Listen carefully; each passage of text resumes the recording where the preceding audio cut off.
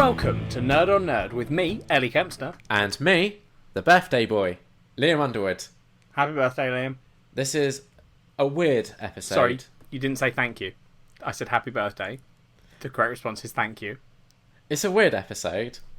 No, thank you, Ellie. No problem, mate. It's weird because it's not really my birthday, and it's not really even close to my birthday. My birthday's it's pretty close. My birthday's You're like what, 3 weeks away. Yeah, it's close. So we're recording this early. Oh no, it's 2.5 weeks away. Oh, see? Because Christmas, basically. Yeah, Christmas is more important than Liam's birthday, so Well, Christmas gets priority on when we do an episode for it, which means Liam's birthday gets shifted It has to for the go podcast earlier. Yeah. So it doesn't matter. We can pretend. We're good at role playing. It's my birthday. Happy birthday, me. Thank you. For my birthday. It's also a weird episode because, as listeners will have heard in the last episode, we are recording this 2 days after recording the last episode. Yeah. So this one's going to be war. This one Lots of is stuff missing. Gonna be a shit show. Happy birthday to me. Yeah, this is a classic birthday present to Liam. We're doing a shit show episode, Yeah. which no one will listen to, No. which will upset him, and then I can point to his birthday episodes and say they're the problem. Yeah. For my birthday episode, I have chosen to do 2 films. Ellie very kindly let me do a birthday special double bill. Yep, and put on the record that this was not a thing that would recur. This is just a one-off. Yeah. I'm letting him do 2. Yeah. I mean, unless like a natural 2 come up that would work in future. And that I agree to. Exactly. Yeah. Yes. But what are the chances of that, quite honestly? No, very low. No. Unless there's another hit musical that has 2 films that we haven't done yet. Well, we'd have to wait like maybe next year if a sequel to a prior musical comes out, like, I don't know, Les Mis 2, for example. Oh, that's true, yeah. That could I work. don't think so, but... Rocky Horror got a sequel. Did it? Yeah, it's Released in film? Yep. Fair enough. Called Shock Treatment, and it is not great. No. Grease. I feel like I'd have heard more about it if it was good. Yeah, Grease has a sequel. Grease I don't 2. want to watch it. Did you like Grease, the first one? No. Fuck it, let's talk about musicals later. So that's what we're doing for Culture Swap. We're doing Mamma Mia, not Mamma Mia, Mamma Mia. Yeah, listeners, we had Liam sent me a video after we recorded last episode. I don't know if you remember, but Liam was saying Mamma Mia at the end. I was going Italian with it. So he sent me this video and he was like, I genuinely can't tell which one the right pronunciation is. And it was a video of how do you pronounce Mamma Mia. And the video very clearly says Mamma Mia. Sounds like Mamma Mia. Liam couldn't figure it out. The best thing was, Liam, when I went back to edit it, after you having sent me that, and I got to the bit where you say Mamma Mia, it's not even like you're close to that sort of... Because I'll admit the YouTube video doesn't pronounce it the way I was. It's not quite as Mamma Mia. It's still a little bit of an ah. Yeah. But the way you're saying it in the episode is full on like Mamma Mia. Yeah, like an Italian. It's so weird. It is. So yeah, we're doing Mamma Mia and Mamma Mia. Here we go again. Strap yourselves in, ladies and gentlemen. We're going to be talking about that for Culture Swap. But first, it's time to catching up with Ellie and Liam. We've got all of 2 days to catch up on. Yeah, so listeners, I edited the episode. Yeah. And then I spent today watching both Mamma Mia's. Yeah. Pick my dad up from work. That's the thing. Yeah, why did you have to pick him up from work? Because he borrows my car for work, but because I'm on holiday, I get my car. Why don't he have his own car? He's getting one. He has been getting one for a year, so... What's the delay? He clearly likes yours, so just get another one of yours. He just loves mine so much. That's the problem. It's... okay. It's odd, right? No. I don't know if it's odd. No, I don't use it when he's at work. Yeah. Because I'm at work. So it's fine. Like, there's no rush. I'm fine with it. Until he drives down, like, bus lanes. Yeah, that was a problem. Yeah. Does he still listen to the podcast? Don't know. If he does, hi Dad. I told Liam about you driving down the bus lane. Send me the picture too. I did. Yeah. No, I'd have just... I picture your dad as being the sort of man who would take pride in having his own vehicle. Oh, he definitely does, and he wants. I think part of the problem is that he looks because he's trying to get like a specific sort of type. Is it that midlife crisis type where it has to be? No. He had that. That was his two cars a go-kart Right, was his okay. midlife crisis. He got a Mazda MX-5 Charlie's Angel edition. Okay. So good. It was honestly so good. He wanted a Mazda MX-5, which is like a sports car, open top. Yeah. Really nice. I loved the old Mazda. Yeah. But when he went to get it, the only one they had was Charlie's Angels, and he was like, it looks exactly the same as a normal Mazda. You wouldn't even know it was Charlie's Angels. But when you open the doors, on the floor, in the actual, so if the door was closed on either side, you wouldn't see it. Yeah. But when it's open, in, the door lining, there's this little plaque that said Charlie's Angels. Okay. He once as well, this is sort of relevant, but I that car was so funny because he got it in sort of like I'm going to have a sports car. Yeah. Oh. There was this time, it was pretty soon after he got it, so it was quite a new model of car as well. Yeah. And he was driving to work and someone just threw a muffin at him. And he had the top down and someone just lobbed a muffin at him. And I don't know why, but that's so funny. How did he react to that? I think he was just confused. You would be, right? Yeah. Yeah.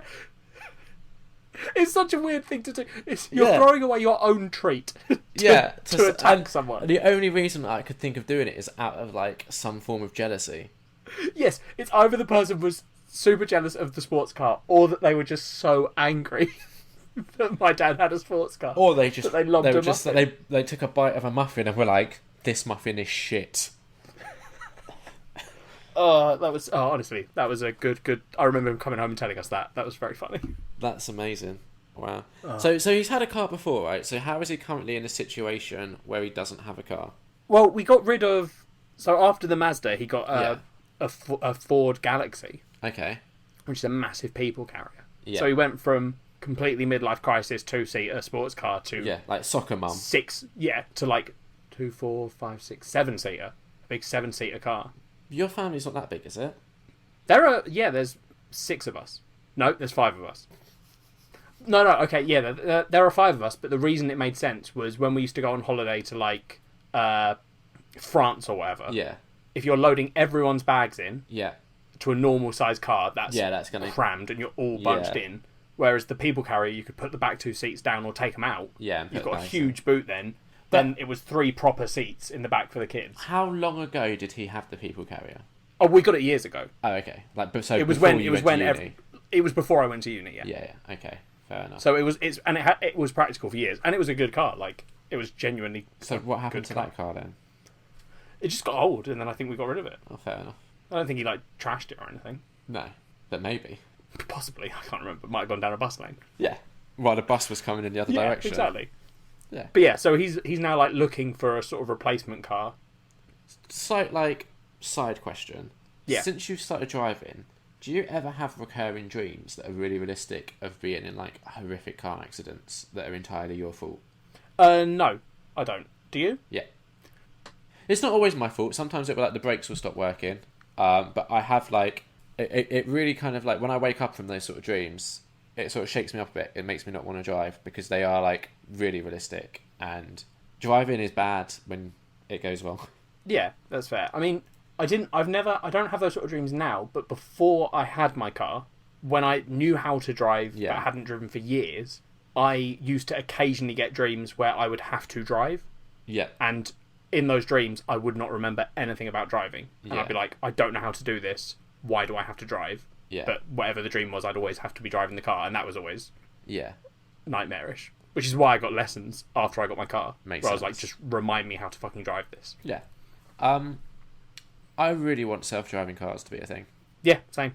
I think accidents. I like driving, and I would still probably drive short distances and stuff. Yeah. But forgetting if I was going out to visit you or whatever, flip the car in self-drive. But also, if everyone had a self-driving car, right? Yeah, it gets rid of most problems. You don't have to have... If everyone is self-driving and don't have the option to manually drive, you don't need traffic lights or anything like that, because the cars just talk to each other and go, yep, cool, you go through here. Yeah. Which would be amazing. Yeah, it would. But I don't think we'll get to a stage where everyone would be like, let's do that. No, probably not. Which baffles me. I don't understand why people wouldn't. Because some people like driving more than you. Crazy. If I remember rightly, you don't like driving, right? You just do it. You don't like it. Yeah. I'm sure you've said this before, that you It's not the... Because I genuinely enjoy driving sometimes. I don't mind driving. It's the other cars on the road that make it a less pleasurable experience for me. Yeah, well, that's just you being selfish. It's not that. It's like if lots of other cars are going fast and overtaking and that sort of thing, and like you're trying to get onto a motorway or something, it's annoying. Just traffic in general is annoying. But I think if you're like on a motorway, it's like a nice sunny day, the weather's good, it's not too many people around, and you're sort of cruising along at a cool 70, and you've got like music going and the windows down. Driving's almost fun. Right, okay. Almost. I had this like when I was young, I have like a distinct memory of picturing myself older, wearing sunglasses, driving a convertible with the top down across the Golden Gate Bridge in America. Yeah? Yeah. Maybe one day, Liam, we'll make that reality. Doubt it. Okay. I can't see me driving in America. I don't think I'd get over the whole like other side of the road thing. We just have to rent a car for like a day. Yeah. Driving like a very low population area. I'll drive it. We'll get you close to the Golden Gate Bridge. You hop in the driver's thing, go over the bridge with your sunglasses roof down. Yeah. And then I'll take over after the other side again. Sorted. I don't know if my young Liam's picture of old Liam saw the situation quite playing out like that. But I'll hide in the boot so you don't have to have the vision ruined. Yeah, it's more just the whole like, the thing I'm young me's picturing there is a lifestyle, right? Not just a moment of crossing. Mate, I don't know what young Liam used to think. He liked to feast. I'm talking younger than this. I'm talking like... Yeah, and that young Liam grew into a person that liked feast, and then only recently has evolved into a human being that I respect. I mean, if that, in all honesty. Yeah, fair point. So, here's what I've been up to in the last planning for your birthday. Couple of days. Yeah, I've got birthday plans starting to take shape now. The thing is... Yeah. You know how last year, for my birthday, like my birthday party was something that I basically threw for myself? Yep. It was Zac Efron themed. Yeah, it was brilliant. Do you want to remind listeners in case they missed that episode? Liam had a party where I think the day before we watched High School Musical. No, we was did it during the day as well? Yeah. Oh, okay. We watched High School Musical. We played a board game. Yeah. Called High School Musical Mystery Date or some shit. Yeah, it was brilliant. Liam had printed out Zac Efron masks for everyone to wear. We had a Zac Efron cake. Yeah, we had a Zac Efron cake. Cupcakes with Zac Efron's face on. We had like a Zac Efron, what's it called? Table blanket. Why am I blanking on this word? Table thing. It's not a tablecloth, but like the plasticky things. What are they? It's a tablecloth. Is it? It's not, but that one wasn't a cloth one. But yeah, it's just a tablecloth, right? Okay, it's yeah. not like... I don't know if it's got a fancy name. I don't know. We had Zac Efron like plates. Yeah, everything was Zac Efron themed. I think the listeners get it. Cups. Yeah. We had banners on the wall. Fridge magnets. Yep, which someone cheekily rearranged. Yeah, I had a Wildcats t-shirt. Yep. It was brilliant. The one thing that I didn't get to do, that I tried to organise, and I couldn't make it happen, unfortunately. And then, if this is what I think it is, I'm really glad you didn't pull this off. When I told Ellie and Kat about it, they both were like, we would have left. Yeah. I tried to arrange for like a children's party entertainer to come over and do a High School Musical themed 2 hours where they teach you how to do one of the High School Musical dances and play some like pass the parcel game. Can you imagine if that had actually happened and me and Kat had left, which we would have? I don't know why you would have left, is the thing. Because it would be so embarrassing. But not because of the situation, because of you. You would have been so excited. I know. That it would have been embarrassing. It would have, but also, right, imagine how good the story would have been for the podcast. I mean, the story, if we'd have left, would still be really good. Liam danced alone with a children's party entertainer. I don't know if they'd have stayed. Which would have been even more hilarious. We leave you, then the children's party entertainer's like, I'm not doing this, leaves, and you're just alone with a Zac Efron mask eating cake. Yeah. But still, unfortunately, I left it too late. I couldn't arrange that magic to happen. Yeah, and so that was last year. What are you doing this year, Liam? Well, no, also we watched... I noticed that I haven't been invited. Well, no, we watched 5 Zac Efron films as well. All of his musicals. We did The Greatest Showman at the cinema, High School Musical 1 to 3, and Hairspray, which I believe you enjoyed all of them. Yeah. So this year, but that also was after my birthday, don't forget. Yeah, but it was your birthday party. Yeah, but it wasn't on the day. No. Most people's birthday parties aren't on the day. Yeah, so what I'm doing issue isn't a birthday party. We're not 3-year-olds. So you were bitching about not being invited, I'm just saying. Yeah, I haven't been invited yet. No, because I haven't arranged a birthday party yet, although when we guested on Too Fast, Too Forever, the Fast and Furious podcast, they suggested a Fast and Furious themed day. Here's a fun fact for you. In the geek shop in town, they have a Fast and Furious Monopoly edition. I hate Monopoly. If you invite me to a Monopoly day, I'm gone. No, but we could do all the movies. That's a lot. It's 7. How do you know time-wise how long that would take? Say each movie would average about 2 hours. Because like we did Star Wars, me and a bunch of people here. Yeah. And that took a day. Yeah. Like a full day. Yeah. Well, you think so? That was, and we got there at like 10, and then didn't leave till like 11 at night. Yeah. So between like an hour 40 to 2 hours for each movie, I reckon. So you would be looking at like 14 hours. That's a long old time, Liam. It is. I mean, I'm in. But on the flip side, we did squeeze in 5 Zac Efron movies, and one of those was a cinema trip plus a board game and other like fun. I don't think it's impossible. I didn't say I wasn't in and that we couldn't do it. I'm just saying it's long. It is. But for my actual birthday day, yeah. The reason why I was talking about all that, which I threw for myself, is because again, on the birthday day itself, I've treated myself to a little present. Oh, right, someone else isn't sorting this out for you. But I thought you were going to say someone's actually doing something for you, and I was like, oh, that's nice. No.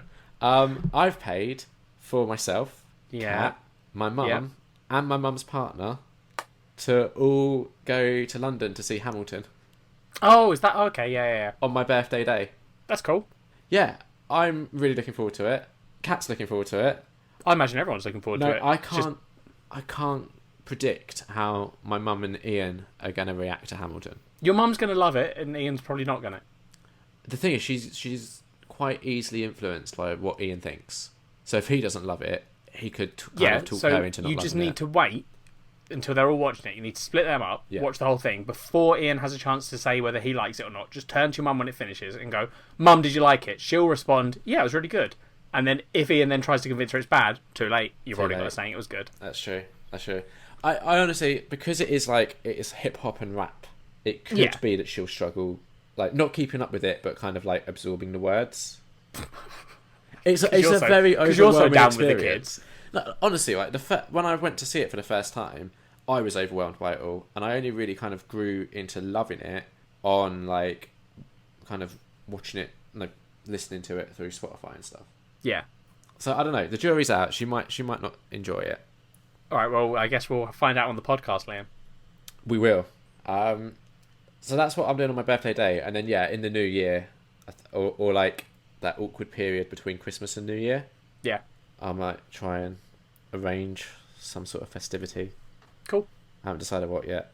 I don't think we spoke about this on the last episode, which would have made sense to. Should we tell the listeners about a potential YouTube idea we've had for the podcast? Oh, yeah. Yeah, can do. So we're thinking of taking a film series, spending a day watching them all back to back, and in between each one doing like a short little video. How are we doing? What do we think of the film? It wouldn't be like reviews, because the issue you've got is, like, no matter if Fast and Furious 7 say, is the best Fast and Furious film, by the time you've watched all the others and you're 14 hours in, you're not going to be going, best film I've ever seen. You're probably going to be going, I want to go to bed. A lot of cars. Seen a lot of cars. I'm very tired. Yeah. Think about it. I think there are actually 8 Fast and Furiouses, not 7, which make it 16 hours. If that's true, then I think Liam's just lost his title as a Fast and Furious man. It's possible. I think you might have to leave, mate. It's because 8 isn't very good, so I try and forget it. Oh, yeah, sure. Convenient. Saved it. Boom. So, yeah.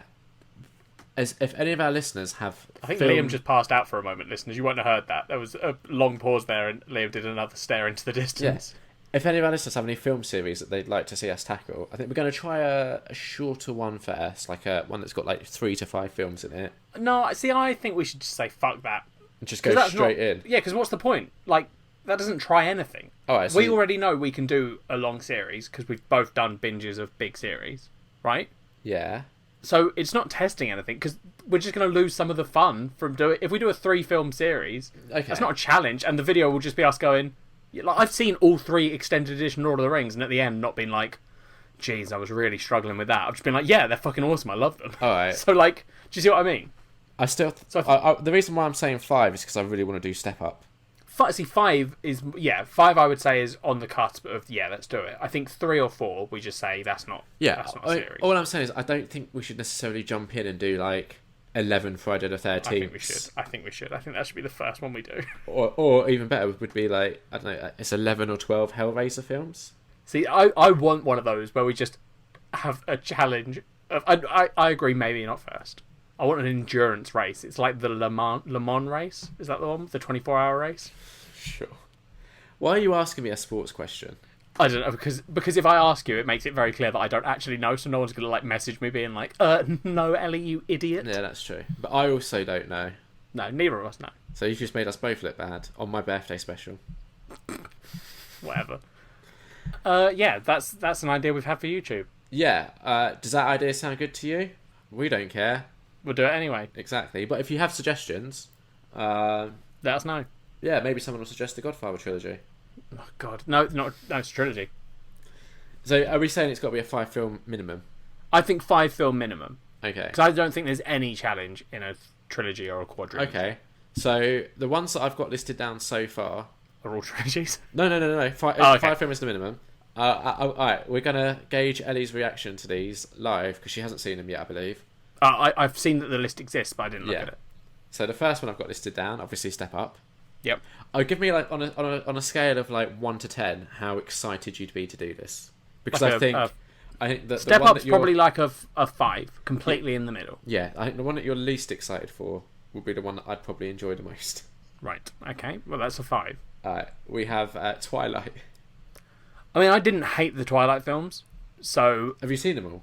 I believe I've seen maybe all except the last one. I feel like I haven't watched one of them, but I don't know. The last one was split into 2.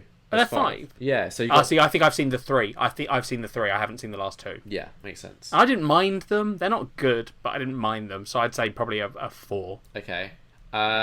Transformers. You know what? I'll give that a 6. Okay.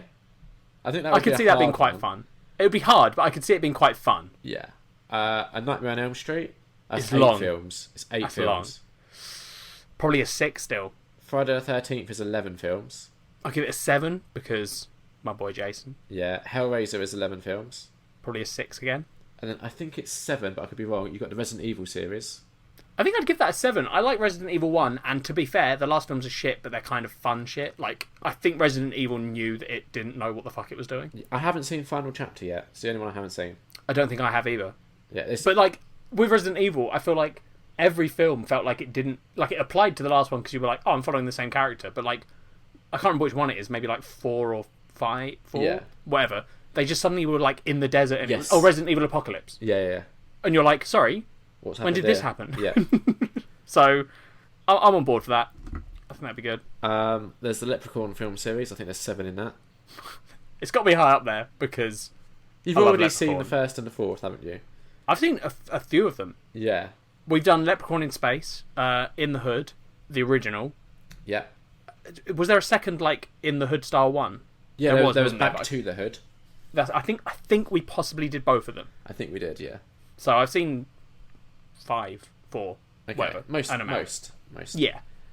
There's 6 Wrong Turn films. What's Wrong Turn? Is that the... it's a horror film, right? Yeah. I think I remember the film being out. I don't think I've ever seen them. I'd probably put that as a 4 because I imagine it would be quite scary. Okay. Although, it turned out that I'm not that scared. Oh, no, have I seen... I think I've seen the first Wrong Turn. It's about, like, I think cannibals in a forest. Yeah. I have. I've seen the first one. Yeah. Yeah, that's all I've seen. I have the box set, but I haven't watched them yet. It's more of a gore film, right, than a horror, than scary. Yeah. If I remember rightly. Yeah. You've got the Chucky films. I've never watched any Chucky films. I did them all recently, not back to back, but over the course of like maybe 2 weeks. So I'm not like super eager to do that all again. But it's a surprising series that kind of finds a second wind. Fair enough. Like I had a crippling fear of dolls as a kid, so... Oh, that could be fun then. I avoided Chucky. So there's a film series, I had the box set, I've only watched a couple, called Puppet Master. I have seen the trailers to Puppet Master because you had spoken about it somewhere, and then I saw some stuff online about it, and I was like, this sounds fucking weird. Yeah. So I watched some trailers and was like, oh, it is. There's like 12 or 13 of those. Jesus. Yeah. There's a film series I found in my first year of uni, and I think I watched the first 4. At the time, I believe there was 13 in the series. It's called Witchcraft, and it starts off as like a low budget, like 80s witchcraft film, and slowly progresses into basically softcore porn. It sounds like your kind of film. There's 13 of them at least. Are you talking the progression being over films? So like the films slowly. So how long did it take for them to get to the softcore porn? Well, let's put it this way. I gave up at about film 4, probably because they hadn't got there yet. Right. Okay. But I could be wrong. It was a while ago that I was watching these. Yeah, and Liam used to be a right pervert, so who knows what his bar was for softcore porn. Well, speaking of, something else that I've been doing recently. Yeah, sorry. I don't know where this is going, and I don't know if I'm comfortable. Oh, it's exciting. Strap in. Have you seen... you don't really run in the same circles as I do on Twitter, so you might not have seen, but there's a fair few people... No, that's not like the lofty a judgmental thing. Of Twitter. That's just you don't use Twitter, but also you don't follow like a lot of film. I've started people. using it more recently again. I have noticed. Mainly to just do I keep up with the trans news and then post weird Pictures images that I've drawn. Google. Yeah. Did you see my Google image I drew yesterday? Remind me what it was. Google Chrome icon looming over me cuddling Google Hangouts pencil. I did see that. Yeah. Proud of that one. Yeah. Have you done stage yet? No, I've got until midnight. Yeah, that's true. Sorry, you were saying. Right.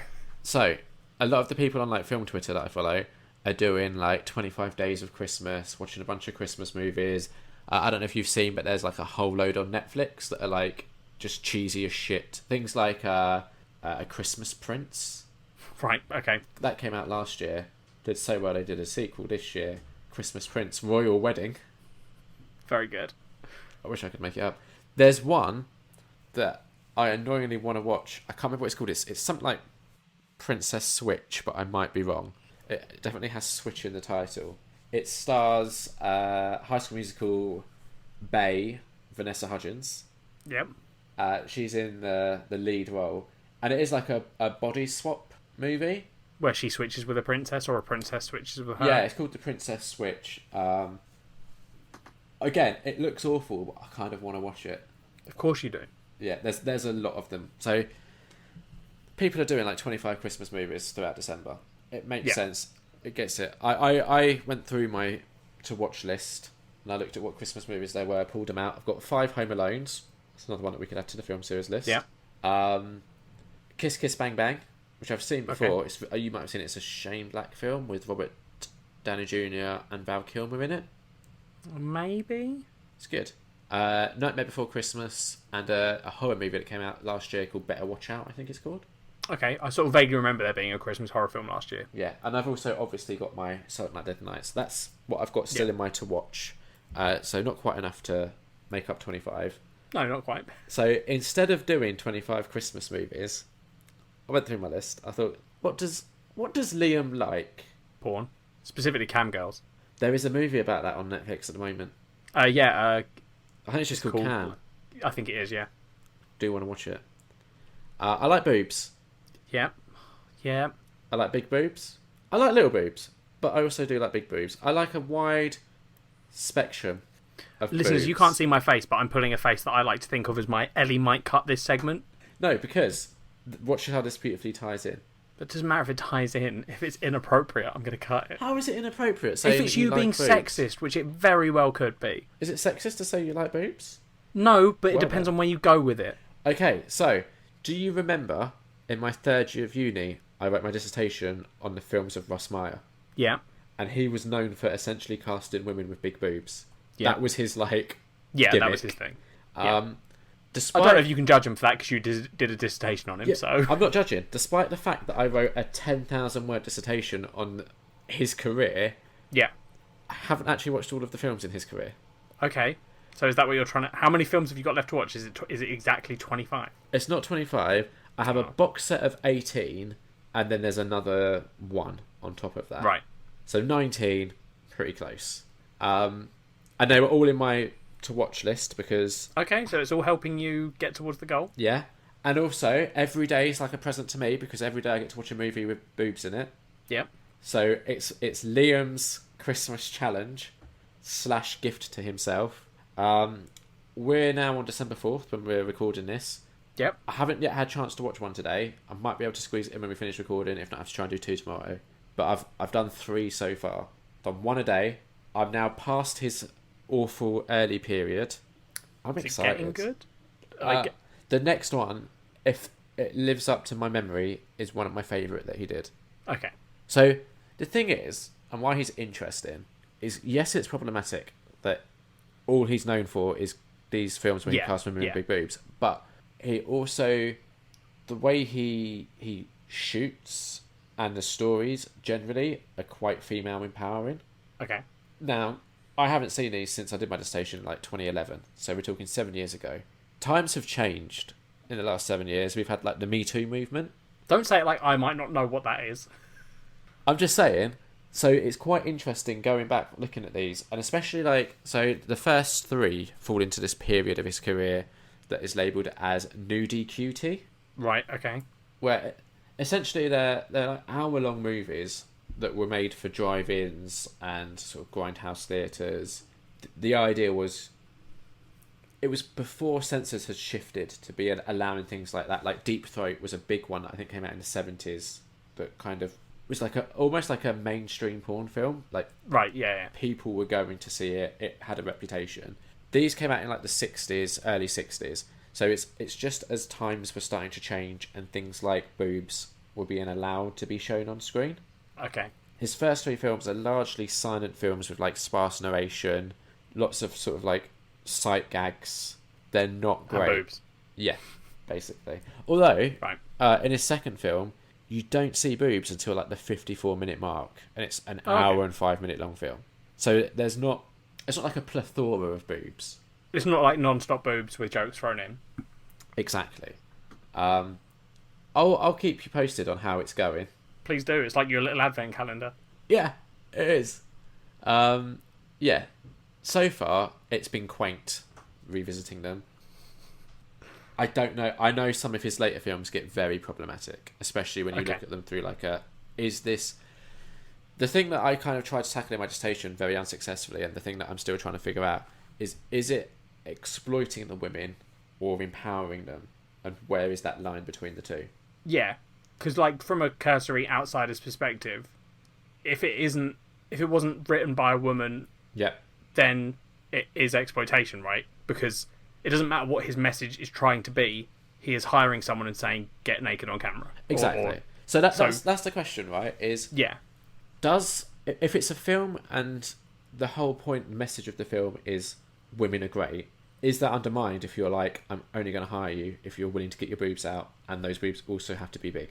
Yeah, I think it probably definitely is. I don't know if it's a difficult question because you said it out loud and I was like, yeah, that's a problem. Yeah, but we also have to bear in mind, like I said, these were coming out in like the 60s and 70s before these sort of things were being shown on screens. But the problem with this sort of thing is, like, it being released in a certain time doesn't make it not problematic. It doesn't. Because you can't look back on, like, slavery and be like, but back in the day, everyone was keeping slaves. We all know slavery was problematic. So, I don't think you can do the whole... Yeah. What I'm saying is... He might not have... People didn't see him as problematic at the time. Not only that, but can we see him as like a stepping stone to where we are today? Like, would we be at the same level of acceptance without that step being taken at that time? Yeah, well, I don't know. I think I'd probably have to maybe not put him quite high up on the scale of women's empowerment. You know, the suffragettes get up there, I think. I'd probably give them like a 10. Possibly, yeah. Guy that showed big boobs on screen. Probably not sliding him too high up. But as long as he appears on the list, right? So yeah, that's my little gift to myself. It seems like a great idea 3 days in. Let's see if after like 10 of these, I still think it's a great idea. I think on Christmas Day, you should wake up and watch an actual Christmas porno. Yeah, but I'm spending Christmas with my mum. Yeah. Just saying, Mum, I'll be down in a minute. Give me some time. Give me like 90 minutes. I've just got to see what happens when Santa Claus arrives to give this girl a stuffing. Santa's stuffing a turkey. And then he said something about pulling his cracker. It's all very, very convoluted. Yeah, I saw Mummy sucking off Santa Claus last night. Oh, I mean, the fact that you started this whole story with I'm at my mum's on Christmas Day. Yeah, that didn't work. You should have maybe not gone for that title. No. Let It Blow. Yeah, all right. Let's move on. Jingle Balls. Yeah, very good. I'm sure there's more we could be doing. Yeah, there probably is. Yeah. Oh, Holy Night. Oh my god. Have we sufficiently stretched out catching up with long enough, considering we actually have no catching up with to do? Yeah, well, we've still managed to hit the 40-minute mark, so fuck it. Yeah. I think we've got pretty good there. I saw you just sneakily trying to look up something there. I am, yeah. It will make sense later. I didn't save it, and I should have. What? Found it. Don't worry. It'll make sense later. Just ignore it. It's genuinely, it's fine. It's not me trying to like trip you up or anything. I've genuinely needed to find something that I forgot to save. Yeah. So that was catching up with? Liam's been to the cinema. I have. So no, have you actually? Yeah, because if you remember last time I had four you things, saved some. I saved a couple. So Liam's been to the cinema, but not technically for this episode. But we're going to count him as being on this episode, so don't worry about it. Here are the spoiler-free reviews of the things that he saw at the cinema. To be fair, like we recorded it on Sunday, and I saw this on Saturday, so it's still recent. Whoa, cool. Like 3 days ago. I went to cinema to see Creed 2. Okay. Which is another series we can add to the list, the Rocky series. Oh, true, yeah. Brilliant. Have you seen them before? I've seen like Rocky 1, maybe some of the others. What about Rambo? It's not the one I can add to the list. I've seen some Rambo as well. Can't remember which ones. Aliens and Predator, if you want to combine the two. Well, I'm not going to combine Rambo and Aliens. No. Aliens and Predator. See, that's tricky because then you've got to run. If you're doing Alien, then you have to have Prometheus and what's the second one? Prometheus. Covenant. I wanted to say Covenant and then didn't think it sounded right. Yeah. It took me a while to get there, but yeah, Covenant. So that's 5. Then you've got Predator 1, 2, 3, and 4 now. Then you'd have to include AVP 1 and 2. Yeah. So you're already up to 11 films, which I guess if we're doing 11 films, we could do Alien and Predator. We'd have to figure out the chronological order, but I love doing that kind of shit. So. Yeah. Well, you do release order, right? No. You want to do? No, you don't. Like incorrect. Story order. You do the films in their chronological order. Okay. Which means weirdly, I think Predators might be last, or one of the AVPs. No, Alien would be because they're all set in the future. Don't worry about it. We'll figure it out. Oh yeah, Alien would be. Yeah, obviously. Yeah. Terminator. That's another one that's hit over 5 films. It's true. Add it to the list. I've only seen the first 3. I think I've seen the 4th one as well. Salvation. I've definitely seen one of the new ones, and I don't think it's the most recent one. Okay. Who knows? Whatever. It doesn't matter. We're getting distracted. Liam's been to the cinema. Here are the spoiler-free reviews of the things that he saw at the cinema. And I've already said the thing was Creed 2. How was it? Did you see Did Creed? he do the boxing? No. Alright. So, Creed introduces us to a new character. I have to get through this to set up Creed 2. Okay? Yeah, Rocky's prodigal son. Not Creed. Rocky's son. What? It's Apollo Creed's son. Oh, that makes sense. Rocky has a son in 6, I think it is. 5 or 6. Does he appear in the Creed films? Spoilers. Oh, okay. Ooh. Spoilers. So yeah, it's Apollo Creed's son. So as if you've seen the first Rocky, you know Apollo Creed is the guy that he fought, the heavyweight champion. Yeah. Throws about. He just wants to do like a easy match. Picks an up and comer. Picks Rocky. Cinematic magic is born. Him. Yeah. So in Rocky 4, is that the one where Rocky had a robot butler? I think it is. Yeah. Cool. It's also the one where he goes to Russia and basically fixes the Cold War. Yeah, does he fight Ivan Drago? Yes. Is that his name? Yes, it is. Played by I've never even seen the fucking film. That's impressive. That is impressive. Can't remember actors. Give me obscure characters from films I haven't seen. I'm on it. Perfect. So, in Rocky 4, I'm going to give some spoilers here, by the way, but I kind of have to set up Creed 2. Oh my god. I'm sorry. I mean, Rocky 4 came out, what, 80s, 90s? I haven't seen it though, mate. Is this the one where he loses to Ivan Drago? No.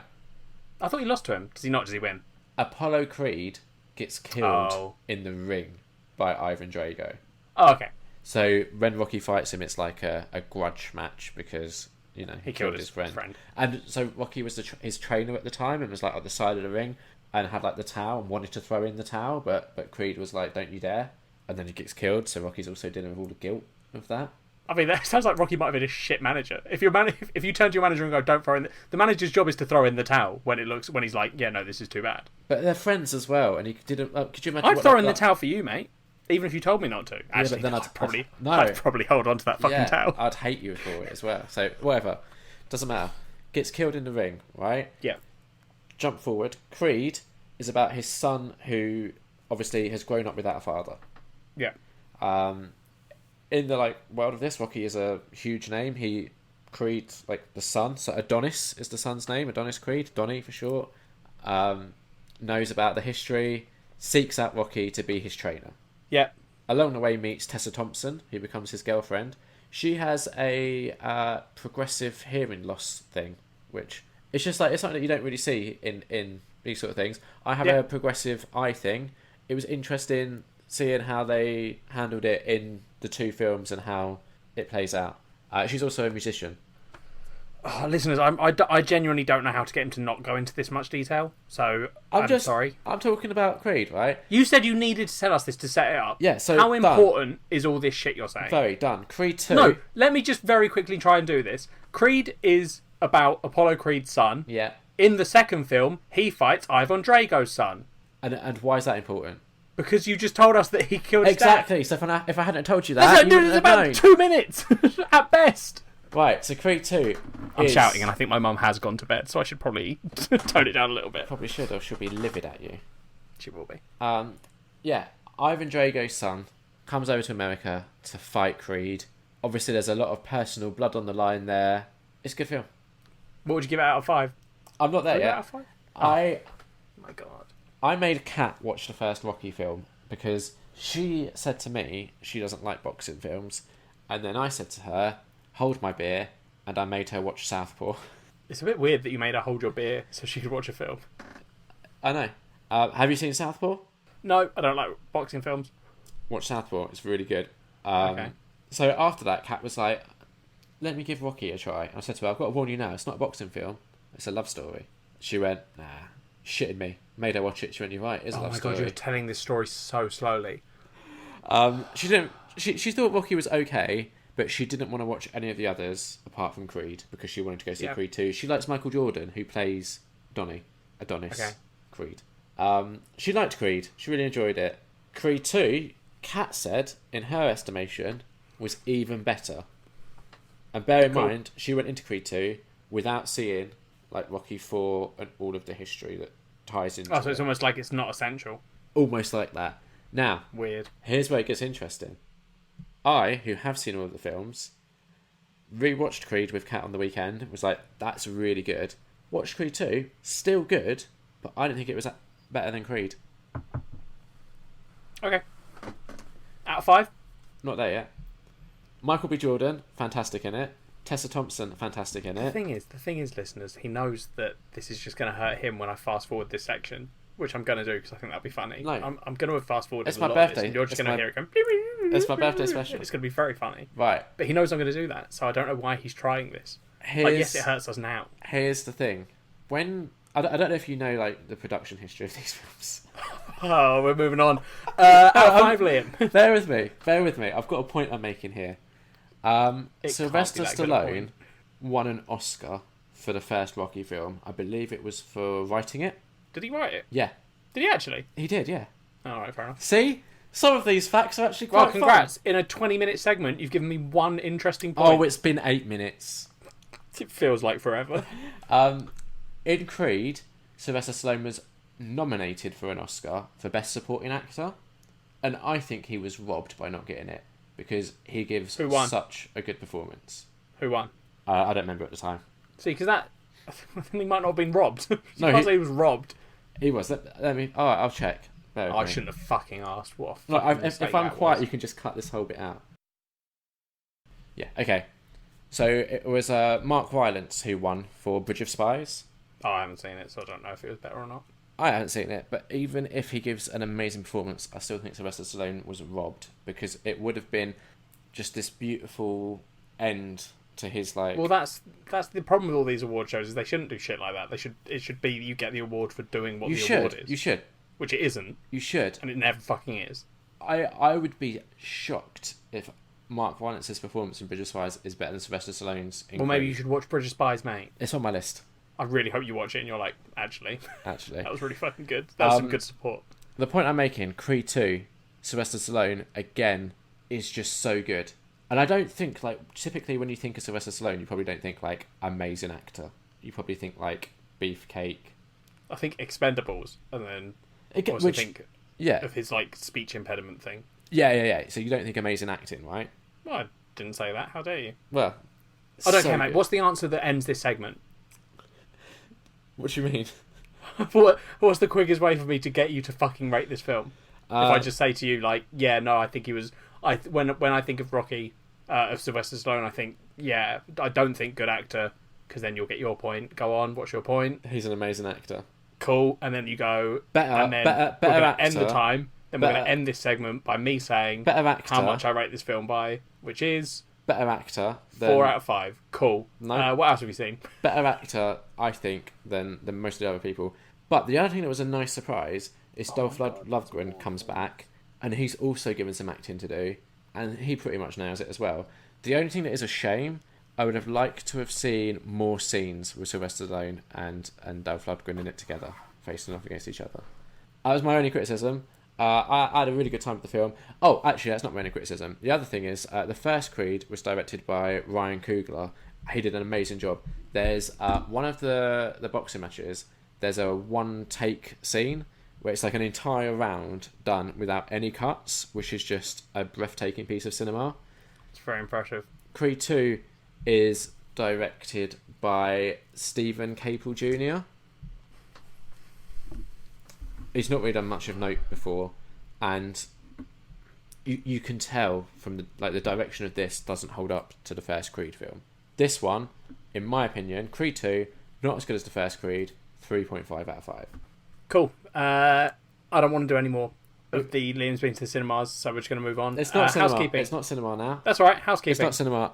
Housekeeping. We're not there yet. Keep the house. Watched a TV show on Netflix. 2 seasons. I'm doing that thing again where instead of giving you a season one by one, I've lumped them together.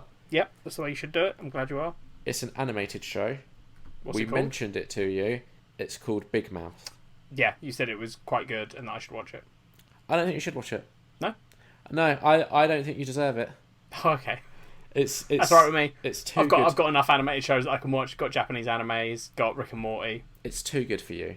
That's fine. Did you watch The League when I was recommending that to you? Yeah. So, okay, Nick Kroll, who plays Ruxin in The League, yep, is the creator.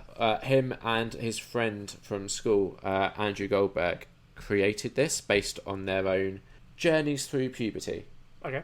It's a show about a bunch of kids going through puberty. The way that puberty manifests itself in this show is through a hormone monster. Yeah. Nick Kroll does... I've seen like trailers and stuff. Yeah. With it in. Nick Kroll does the voice of something like 25 characters in total throughout the show. That's quite impressive. It's great. You've got other people who you might know on the voice cast list. John Mulaney. Yep. He plays the best friend. You've got Jason Mantzoukas, who plays Raffi in The League. Yeah, okay, that's why I know him. Yeah. Yeah, he plays a guy called... No. He plays a guy called Jay in it. Jordan Peele does a voice. Maya Rudolph does a voice. Jenny Slate. Also, John Hamm does the voice of some clams in one episode. Yeah, good. Brilliant. I'm not a big fan of animated shows typically. Like, South Park has its hits. I've never watched Rick and Morty, which I think when we were discussing USA and this sounded like it could be similar-ish. I think this is another situation where you're putting words in my mouth. Well, what did you say? Pretty positive. You said you should watch this. I said something like, I've seen, no, I think you just went, I think it's like Rick and Morty. And then I went, oh, you should watch that. And you went, nah. I've never seen Rick and Morty, so I wouldn't say I think it's like it. I think you said this, it sounds like, from what I've seen online, I'm 100% positive you were the one that said, I've never seen this one, so why would I have said it sounds like Rick and Morty? I don't know, you're weird. You twat.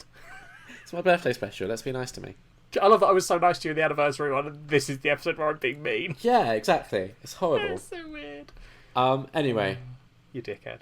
You can tell that Nick Kroll is having a blast recording this, and that partly kind of helps it be like really fun to watch. It is also super funny, which helps. Yeah. I would highly recommend it. It is a 4 out of 5. It's animated. It's not for kids. Fair enough. That's all the things. Housekeeping. Well, obviously, because the episode only went up, today? Yeah. We've had no feedback on the episode itself. Which, to be fair, I think we said in the episode. I did tweet saying it's going to be Liam's birthday special. Amanda tweeted saying, happy early birthday to Liam. Sorry I didn't like Mamma Mia 2, except I'm not exactly sorry because that movie is a mess and Cher has no reason to be there, but hope your birthday is great. We'll get to it. Yeah. Kat emailed us as well, after I asked her to. Is that about Mamma Mia? Because we'll just save it for the... No, early birthday message for Liam. Oh my god, you got your girlfriend to send us an early birthday message so you can read it out on the show. Yep. Whatever. Go on, read it. It said, happy early birthday, you bloody scamp. And then she talks about Mamma Mia, so I'll save that for the best. So it was about Mamma Mia. Yeah, whatever. Okay, housekeeping. I haven't done anything additional since, like, for any of the other culture swaps. However, our last episode was our anniversary special, and there was a question I wanted to ask you in the episode, but I forgot. So I'm taking the opportunity now to ask you. In the previous year of Nerd on Nerd, I'm wondering, Ellie. Yeah? What has been your favourite culture swap, and what has been your least favourite? I mean, you're asking the wrong person. Why? Because I don't remember what shit we've done this year. Okay. So this is a bad question to ask me. I have a shit memory for this kind of thing. Well, I think I can help you with worst. Go on. Feast? Yeah, that's fair. That was probably the most painful to watch, yeah. Best? I'm not sure for you. Yeah, I don't know. Cross was pretty good. Yeah, but that was pretty good. Don't know if it was best. High School Musical 2? No. It's my favourite of the High School Musicals, but no. How about Silent Night, Deadly Night 2? Pretty good. Also up there. We did The Wicked and the Divine. That was also good. We did Sunstone, didn't we? As a Was that this year? If that was this year, that probably gets top. Oh, wait, no, it wasn't. Oh, there we go. I got confused with the YouTube editing that I was doing. It doesn't matter. This is a weird question. No. Ask. What's yours? Sorry. I'm shocked you don't know what yours is, actually, now that I think about it. Well, I don't remember. Like I said, I don't fucking remember what we've done. Even if it's recent, I won't remember. Your Name. There we go. Obviously, that's top. It's my favourite film of all time. What about... Makes me cry. Makes me cry like a little girl every time I watch it. What about WrestleMania? It's not my favourite we've ever done, but I liked it. Fair enough. What was yours, Liam? What's your least favourite? Well, I'm confused because the thing that it was going to be... I'm really glad that you asked this question. Actually turned out to be not in the last year. I was going to say Gilmore Girls, which Amanda recommended, but that was... For worst? As the best. Oh, okay. Sorry, as the best. Worst was obviously Feast. Cool. Obviously. Yeah. But yeah, Amanda's Gilmore Girls recommendation was 3 episodes before our last anniversary, so it wasn't in the last year. So you set up this question, and you've... I set up this question thinking I had an answer, and you don't. Turns out... So now you're in the same boat I was in, and now you can't be all high and mighty. You've now got to try and figure out what yours was. It might be Barefoot again, you know. That's also a very good one. It's between High School Musical 2 and Barefoot Again, which... Okay, well... I don't know if those two have ever been put on the same list before. Probably not. I don't know if it's a good thing that they're both on your list. I think it just goes to show what a wonderful broken person human I being am. you are. Oh, okay, we went different ways with that one. It's my birthday special. I'm trying to get into the spirit of it. Cool. Anything else you done for housekeeping, Liam? No, you said no. Culture swap? Culture swap. Swap my culture. What do we do? Liam, it's your birthday. It's my birthday. So, as everyone knows, every year, the person whose birthday it is, the person whose birthday it is gets to pick That is what the every year. other person will watch. Yeah, but we have 2 a year, so it doesn't really work. Makes sense. Whatever. Doesn't matter. People understood what I meant. I don't know why I questioned it. Anyway, we got off to rocky starts when we started this because Liam thought I'd picked one just to be a dick to him and then tried to, for a year, threatened to pick a really bad one. But he didn't in the end. But so we've come out of that now. What? Go on, stop putting a face. What are you going to say? How did we get so fast to a rocky start? The first time we did it, was it the first one where I picked Princess Mononoke? Yeah. And you got it's legitimately maybe the only time on the show where you have been actually angry, and not like our kind of jokey anger where we're arguing. It was legitimate anger because you thought I'd been a dick. You made me break a pact to the audience, yeah? No, you made up a pact to the audience. And then you made me break it. Whatever. So Liam threw a hissy fit and then threatened to be a dick every birthday afterwards. But luckily, I wasn't. Listeners, no, you weren't, and we got past it. Yeah, my last birthday one, I believe, I suggested we do Your Sister's Sister. Yeah, and that was actually a good one. I wanted to give you a good mumblecore. Yeah. And we've come round. We're all friends again. Well, no, you nearly fucked it up again this year, but you saw sense. Whatever. You were going to pick some 22 episode anime series. I was, yeah. Yeah, and then instead you picked Her Story. You don't know what I've done for Christmas, so don't worry about it. So this year, for Liam's birthday, I allowed him to pick 2 films, which made sense because they're sequels. Mamma Mia and Mamma Mia, Here We Go Again. Yes. They're very good. Yeah. Listeners, we are going to spoil the shit out of these 2 films. Yeah. If you haven't seen them, go away and watch them. They're very, you'll just have a good time. Unless you're cat. Go do it. Unless you're cat. Even if you don't like ABBA, you'll probably like these films. I don't like ABBA. I liked these films. Cat just doesn't like the films. Or ABBA. Yeah. Right. So it's no secret on the show, I like musicals. We both do. Yeah. I hadn't seen Mamma Mia until the day before Mamma Mia, Here We Go Again came out in the UK. Oh, that's right. I remember. I think you said on the podcast. Yeah. So, because I wasn't sure if I was going to go see the sequel, because I knew I'd have to go by myself, and I knew it'd be... and you were going to be in a cinema full of... women. Yeah. So, I watched the first one for the first time. Kat tried to watch it with me. She lasted about 30 seconds and just noped it out. Yep. I had a good time, but I find with musicals, if I like them, I'll sort of appreciate it the first time, but I won't really love it until my second viewing. Okay. And that's why I wanted to do this for my culture swap, because this was going to be my second viewing of the 2 films. Also, the sequel only came out on Blu-ray and stuff last Monday. Yeah. So it's quite a new release, and I was just so eager to watch it again. And I thought, hey, tie it into culture swap. I think Ellie will like these. Perfect. It was a good guess. It was. I mean, the other thing is, I haven't had the best of years, as long-term listeners from last year will know. Sort of the day before my birthday last year, I got some not great news, and it has sort of thrown a bit of a shadow over life.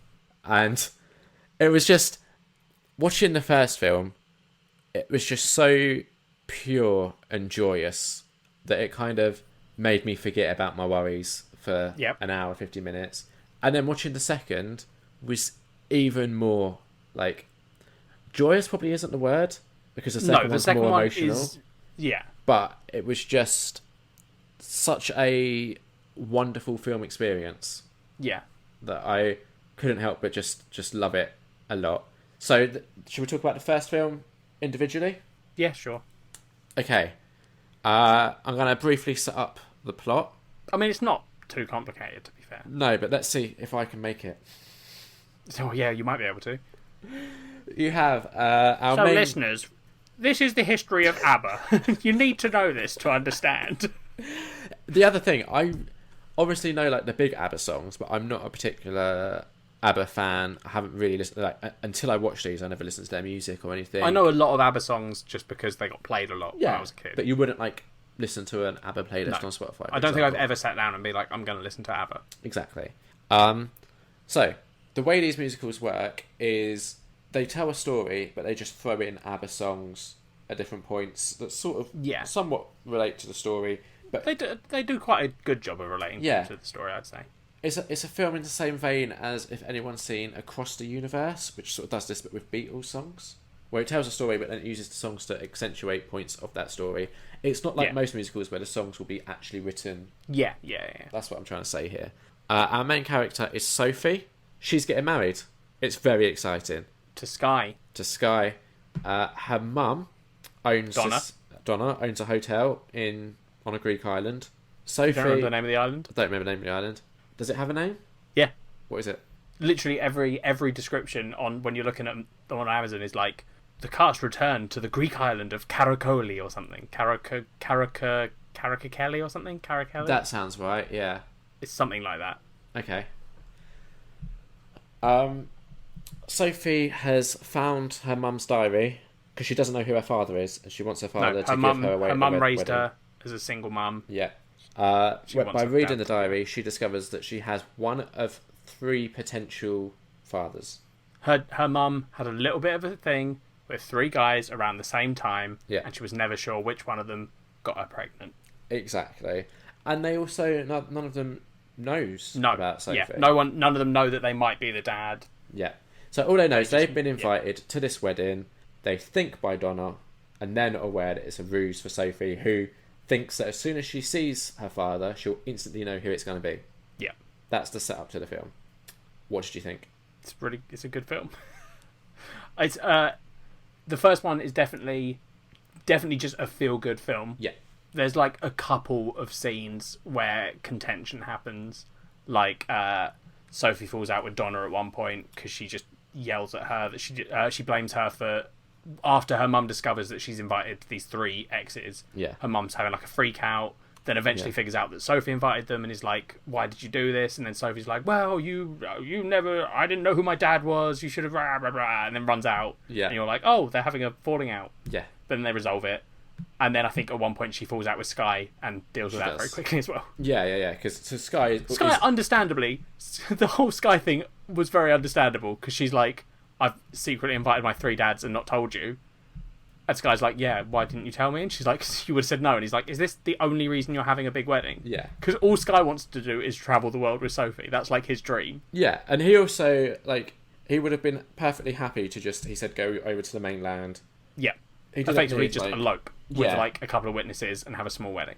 Yeah. What were your highlights of the film? I really enjoyed Colin Firth. Is it Colin Firth? He plays Harry. Yeah. I really enjoyed Colin Firth as Harry, who is maybe the most adorable of the 3 dads. Oh, 100%. He's just a lovely human being in this film. Yeah, I think one of my favourite scenes, and there are many, is so she initially goes to Pierce Brosnan, who plays Sam, and she's like, I think you're my father. I want you to give me away at the wedding. And this is all happening during Sky's stag do and her hen do. And as the night progresses, the other 2 dads, Bill, who's played by Stellan Skarsgård, who you might recognise from some of the Marvel movies. Yeah, he plays the Professor in Thor and Avengers. Yeah. So he sort of figures it out, and it's like, oh, I know why you've invited me. You want me to give you away. And then Harry also figures it out, and is like, you don't even have to ask. I won't let you walk down the aisle by yourself. I'll be there. Yeah, that is a very good scene. It's so good. I also really like the scene where she's getting ready and Meryl Streep is singing a little song to her.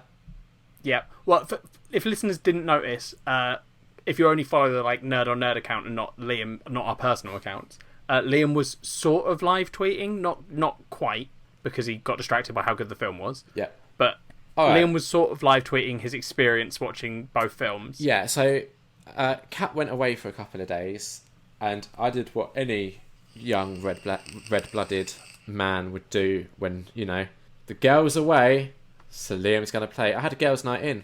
Yep, you did. I ordered pizza, poured myself 2 bottles of wine, and I watched these 2 films back to back. Oh, and I ate lots of sweets. Yep. You spilled them on the floor at one point. I did. That was very dramatic. Trying to collect the ones from under the sofa was a fucking nightmare. You should have just left them.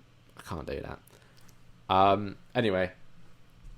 So yeah, I was sort of half live tweeting, and that scene, it just gets me. It has one of the best videos that Liam posted of the night, in my opinion, of Liam just getting very emotional very quickly when that scene comes on. It's just so beautiful. It is, and it is, I'll admit, brought a little tears to my eye when I was watching that scene as well. Yeah. Amanda was tweeting me shade about it, which I'm going to read out now. Name and shame. Call her out. Jesus. Yeah, I'm going to. She tweeted me in response to that video saying, "Are you tearing up?" And I responded saying, no, you're tearing up. Because I'm mature. I said, it's just so good, Amanda. And she said, haha, I just wondered, that song is my least favourite from the first movie. So I tweeted the gif of the dude that looks really confused and all the question marks appear around his face. Yeah. And she responded saying, it's overly sappy and I don't like how it's the only one that is out of sync with the timeline of the movie. It goes all montagey and dreamlike suddenly. Blah, but you're not the only person I know who likes it. No, I'm not, Amanda. Ellie likes it In my opinion, that song, the song itself, not a fan of. I agree with Amanda. But the scene itself, I was a fan of. It was so good. But I think the song, I don't particularly like that song. A lot of ABBA songs, the ones that were enjoyable in this film, and I would like to raise a point here, listeners, I don't like ABBA songs, but the thing I enjoy about these films is there's like an almost karaoke element to it, where it's these people singing ABBA songs. Oh, and they're not That's what professional I enjoy. singers. No. Pierce Brosnan is... That man has a voice. He has a voice. He does have a voice. He does. But that's the bit I enjoy, is the fact that it's sort of karaoke. But so, like, I don't know, that song, I don't know, didn't fit the vibe of the rest of the songs in the film, really. Yeah. Because it's a very, like, you know, you've got it's Dancing a slower Queen. song. Yeah. It's Which, to be fair, I think we said before on the podcast that most musicals have that one song in them. Like, High School Musical has one song every film that is a slow, normally a Vanessa Hudgens emotional solo. song. Yeah. Yeah. I still just find it beautiful. Yeah, again, I cried in that scene. Yeah. So it did something right. Yeah. The other scene I love when Dancing Queen kicks in. Yeah. So good. I quite like how they like incorporate SOS into it as well. Yeah. That's good. And I liked Tanya's song with the guy that's trying to pick her up. Yeah. And Tanya is one of Donna the mum's best friends. Yeah. They were in like a girl band when they were in school. Yeah. And two of her friends come to the island to see the wedding as well. Yeah. And Tanya's just like this really posh. Has had plastic surgery. That's one of the running jokes. Yeah. Yeah. She's had 4 husbands and is just looking for like a young Greek lad to sweep her off her feet. Yeah. And then at the beginning is flirting with the barman, but then he just sort of becomes obsessed with her. Yeah. So she just does this little song where she sort of puts him in his place. Yeah, basically says she's a bit too much for him to handle. Yeah. Yeah. And judging by how that song goes, she was. Yeah, 100%. I love... So, Tanya is played by Christine Baranski, who is in like loads of stuff, but I actually recognise her most as being Leonard's mum in Big Bang Theory. Oh, is that her? Yeah. Oh, okay. Which is a very different character. Incredibly different character. So, yeah. Obviously, that like she is in loads of stuff. Yeah. A lot of musicals as well, actually. She was in Chicago, Into the Woods. They're both musicals. I say a lot. At least 2. 2. No, she is in a... Like, her IMDb lists her as an actress with 80 credits. Oh, okay, yeah. So she's in a lot of stuff. A lot of TV stuff as well, but yeah. I think she's great. And also Julie Walters, who plays the other friend, Rosie. Yeah. Given some just fantastic moments in both the films. Oh, yeah, 100%. I loved... I don't know why, but I really loved when they get off the boat and Donna and them have a little rhyme they say where it's like, I'm tall, I'm short. It's like, I'm tall, I'm tough, I'm short or something. And it's just this really cheap... They're like proper just childhood friends. Yeah. Oh, it's so good. I like how there's a bit of a running joke as well that like Julia Walters' character doesn't really dance to the same level as the rest of them. Yes. Which is great. Yep. There's another song that I really like how it's used. I can't remember the name of the song though. It's the one about money. Is it just called Money? Oh, it's called Money, Money, Money. Okay. But which happens when that's in the scene where she doesn't have money, right? Yeah, like Donna's talking about how poor she is. Yeah, and how the hotel isn't really making money and things are all falling apart. Yeah. Which it is. Like, the thing with the film like this is some of the songs work really well with the narrative, and then others are just sort of thrown in there because they kind of loosely tie in. Yeah. But it doesn't really matter. No, because the film is just it's having a good time. You're having a good time. Exactly. It's hard not to sing along with the ones you know. Yeah. So there's one scene that I'm not a huge fan of. Okay, go on. And it's the scene after Donna has spent the day on the boat with the 3 potential fathers, and she comes back, and she's like talking to Sky, and then all the guys. You mean Sophie, not Donna? Yeah, sorry, Sophie. Yeah. Come on, Liam. Sorry, I'm just so excited. She's talking to Sky, and then all of the guys come to take him away for the stag do. Oh, did you not like that? It's honestly, the little dance that the stag boys do, I thought was so good. The one where they're in their flippers. Yes, and they're all on a pier. I really liked it.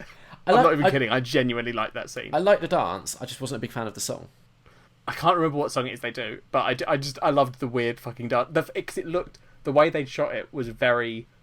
It felt like a stereotypical stag do, where like in all the other songs, everyone's very choreographed and dancing together. But then the way they've shot that is they're all on a pier and they're all sort of doing a synchronized dance. But then as it pans across, you have like groups of them doing different sort of like lads on tour dances. Yeah, like 4 of them are doing the like German beer hall dance, and like I was just like, this is very, very good. Yeah. I think the cast are all great. Everyone is given like a good moment to shine. Yeah. You actually messaged me at one point in the film being like saying, "Oh, is this character going to get fucked over?" It's right at the end. There's basically you get this whole like you get the revelation that none of them know who the dad is, and then they have this moment where Sam, Harry, and Bill are all like, "Well, we don't care, even if you're just a third our daughter. That's good enough." That's another one of my favourite scenes where I think it's Harry who's just like, "I'll take a third." Yeah, because he's been talking. Oh, poor Harry. The whole film, like Sam has already had this other. Like he's got 2 older kids and divorced his wife. Bill like just lives this explorer life where he goes around the world, and Harry's just a bank manager. Yeah, and he has this moment where they're like, "Oh, so do you have kids?" And he's just like, "No, but I always wanted one." And at that point, I was like, I just really want Harry to be the dad. Like, I get that they're all emotionally bound to this. Bill doesn't really want her to be. Yeah. Like, he'd have been just as happy at the end of the film if she was like, Bill's not my dad. He'd have been like, all right, fair enough. Yeah. Sam would have been like, oh, okay, I've got Donna, so it's fine. Yeah. I just wanted Harry to be the dad so bad. That is fair. Because I think he even says at one point, he's like, oh, if I had a daughter, like, I'd have just... I'd have done everything. Yeah. And I was just like, he's so adorable and lovely. Honestly, Colin Firth, just... I haven't seen him in like a lot of things, but in this, he's amazing. Yeah, he is. Considering like it is like a relatively minor part in the grand scheme of things. Like the amount of screen time he gets isn't a huge amount. The main dad in air quotes is Sam. Like he's the one that gets a lot of the airtime because he's the one that Donna ends up with. Yeah, exactly. But so they end up with the 1/3 dad thing. Yeah, but. You then get Sam proposing to Donna. Yes. And her saying yes. You have Harry, who has come out as gay and clearly has met a Greek guy that he's enjoying. Yep. And then you just get Bill, who he looks sad because Sam proposed to Donna. Yeah. Like, because Bill is the only other dad. Because Harry's gay and doesn't actually want to be with Donna, Bill sort of has this thing where he still kind of does want to be. Yeah. So I was like, oh, is he going to get fucked over? But then he immediately falls in love with Donna's best mate, so it's all good.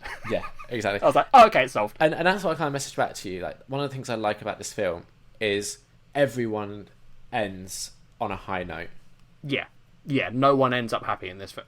Ends up sad in this film. No. They all end up happy. Yeah, it is just pure, like, joyous escapism. Yeah. And especially, like, with all of the shit that's going on in the world, it's nice to just... put that on pause for nearly 2 hours. Yeah, just a happy film. Yeah, exactly. I think we need more films like that. Yeah. Like, I'd argue Greatest Showman is pretty close. That's true, it is. And look how well that did. Yeah. What would you rate Mamma Mia? I'm going to give the first one 4 out of 5. It's everyone's favourite Nerd on Nerd event where we completely agree. I've got a feeling we might agree on the second one too. I think we might. So, the second one, Mamma Mia... Here we go again. I said to you, I don't think you're ready for this. And I was, but I wasn't prepared for... You weren't emotionally ready. No, because the first one lulls you into a false sense of security by being... The first one is very much... It's got emotional bits in it, but the film is very much just like... Here's this love story, here's this other love story, you're just having a good time. You've got the beautiful location. Yeah. The second one opens with the reveal that Donna has died. It's a bold move to open with that. So I immediately was like messaging Liam like, wait, sorry, Donna's dead. Yes. And like, so Sophie has since the first film. It's set. Is it set 10 years? I know it was filmed 10 years later. Yeah, I think it is supposed to be set 10 years later as well. Yeah. So Sophie now owns the hotel and has redone it all, turned it into this, assumedly with Sam's help because he's an architect. Yeah. And had married Donna. They've rebuilt the hotel into the Belladonna. Yeah. And they're having a grand opening where all these millionaire guests will be coming and the press will be doing all these releases about it. And Donna is dead. Yeah. It's heavy. Yeah, and then just to let you know how this film goes, guys. Every other song, I think, I cried. So this film's definitely more emotional than the last one. It is. I think it's because in such a short space of time, the first film gets you just so on board with these characters and their relationships, and you just because you've had such a good time with them. When this immediately opens and it's like, you're not getting any more of that. It's just like, oh, that hurts. Yeah. It's also the way I thought about it earlier is the first one tells you the story of Donna's past. Yeah. Like, it just literally goes like, I met Harry, then I met Sam, then I met Bill. I don't know who your dad is. The second film shows you that story, and by showing it, it's just so much more, not painful, but there's like you already know from the first one that Donna and Sam are going to hook up, they're going to fall in love, and then Sam is going to break Donna's heart. Yeah. And I think I've said on the show before, my favourite and most heartbreaking stories for me are two people having a moment that could have been. Yeah. They miss that moment somehow, and instead of being like any other, like when you watch a rom-com and you don't know the ending, it's like, oh, they're going to end up together. Yeah. So that heartbreak doesn't really exist. Yeah. But this film is like, that's going to happen, and then for 20 years these two characters will not see each other until Mamma Mia 1. Yeah. So you know that their little love story is going to be heartbreaking. Yes. And it fucking is. Yeah. But not only that, but you're also like, oh, and we're also dealing with the current timeline where Donna is now dead, which is also heartbreaking. Yes, because you have scenes where like Sophie and Sam are having like really tender moments where I think there's a bit where Sophie says it will get better to Sam, and he gives her a hug and he's like, it will, but it hasn't yet. And I was like, oh no. And also, this is so sad. And the other two dads aren't there for ages, and I was worried they weren't going to come back. I had the exact same thing where I was watching it and I was like when it opens and they're talking about this big party, and then and I think a character says, "Oh, Bill and Harry come in," and it's like no, and they give excuses why they're both not going to be there. Harry's in Tokyo. Bill's receiving an award for being the best Swede. And I was like, shit. Is that just them giving us a reason why these actors aren't going to appear? Like that, I genuinely thought that for the first same. Because it takes about an hour before they do show up. Yeah. Yes, it does, and it's horrible. It is, but it's so good when they do show up, though. Oh, the second one. I'm doing the little, I don't know what you call it, the Italian perfection move. Yeah. It's so good. It introduces like a couple of new characters. Yeah. You get the new manager of the hotel, who's this like super wise, smooth. I think, is he Greek? Because he speaks Spanish, doesn't he? Yeah, I don't know what he's meant to be, but he is basically there to pay off a song towards the end. He is. That is like his purpose. But he also I just love that he's like that proper stereotypical like mysterious foreign man. Bit of a Lothario, maybe. He's so cool. Like very smooth. Sophie clearly really likes him, like as her manager of her hotel. And there's just I think it's a scene where she says to him, he's like, you just look so happy, and she's like, I'd be happier if you were happy. And then he just like looks into the distance and he's like, I've already told you, Sophie, my woman has come and gone, and I shall never be happy again, but I live with that pain now. You're like, okay, wow. Oh, it's so good, so good. The other thing about this film is the casting for all of the like young versions of these characters. Yeah, I have an issue, Liam. Okay. I love them all. Yeah. All the young versions were really good. Yeah. But when Donna sees them in Mamma Mia 1, the first time she sees the dads, she sees how they looked when they were kids. Yes. As the actual actors, but dressed up in like long hair wigs. And when you see the young versions, Sam has long hair, a red hippie, big handlebar moustache. Yes. When you see the young ones in Mamma Mia 2, they do not look like that. No, they very attractive. Yeah. And not with handlebar moustaches. No, there is a slight continuity error there. I will give you that. Yes. That was the only bit that annoyed me. But I get why they did it, because I was like, I would have been less attracted to these men if they had big handlebar moustaches and looked like stereotypical hippies. I enjoyed the film enough to give it a pass for that. Oh, definitely. Yeah. Definitely. So, let's start with young Donna, because I'd seen Lily James in Baby Driver, but she hadn't really registered in that film for me. Yeah.